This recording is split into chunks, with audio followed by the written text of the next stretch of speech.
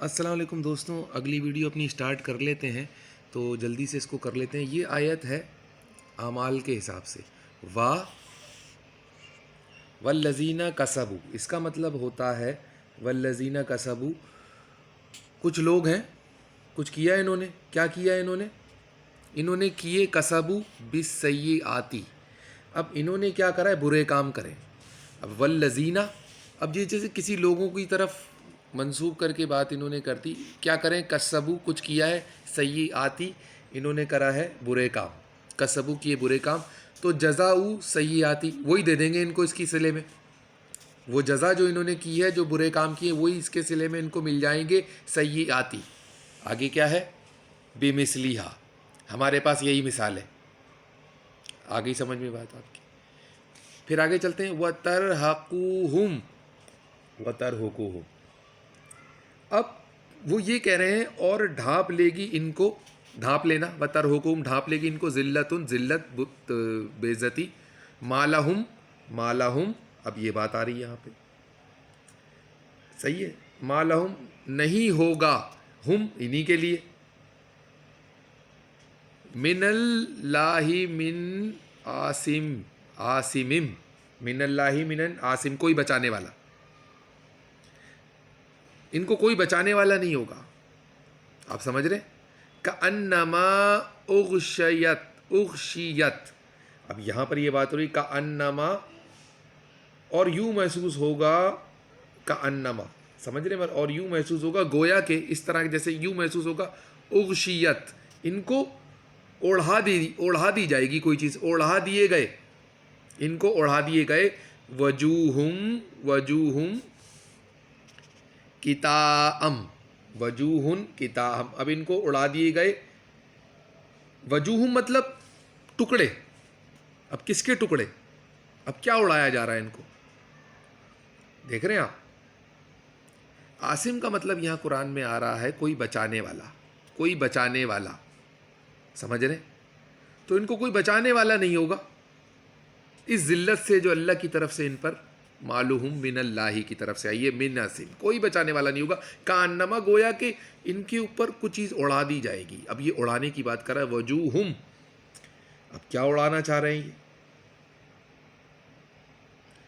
اب یہ چیز جیسے ہی ان پر اڑا دی گئیں گے نا، یہ جیسے یہ اغشیت ان پر کیا گیا، کوئی چیز اڑا دی گئی،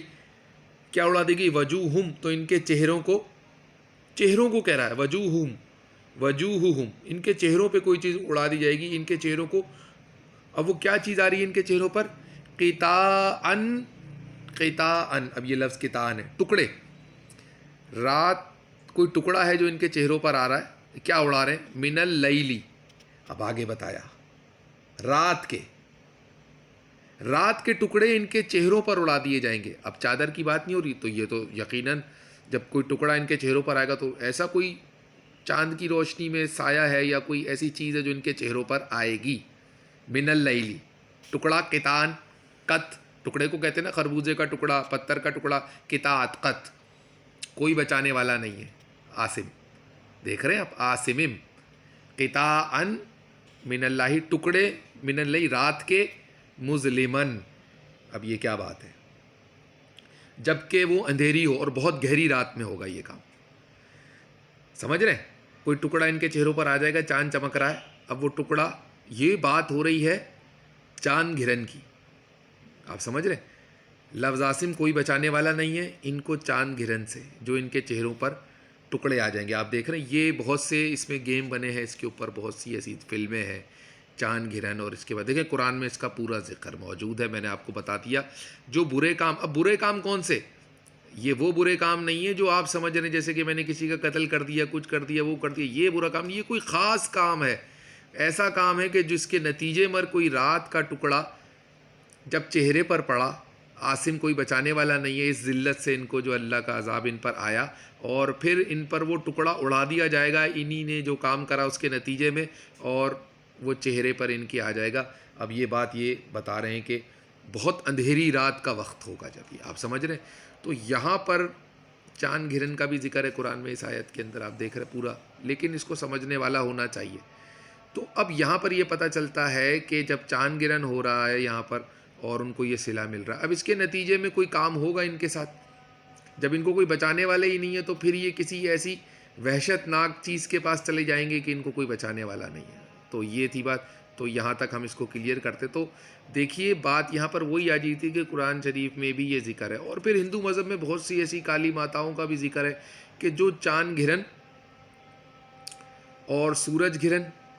ان سے بالا تر ہیں. تو وہ ذکر بھی یہاں پہ تھوڑا سا کور ہوتا ہے اگر آپ اس کو دیکھیں تو. بہت شکریہ انشاءاللہ. تو آپ کو مزہ آیا ہوگا.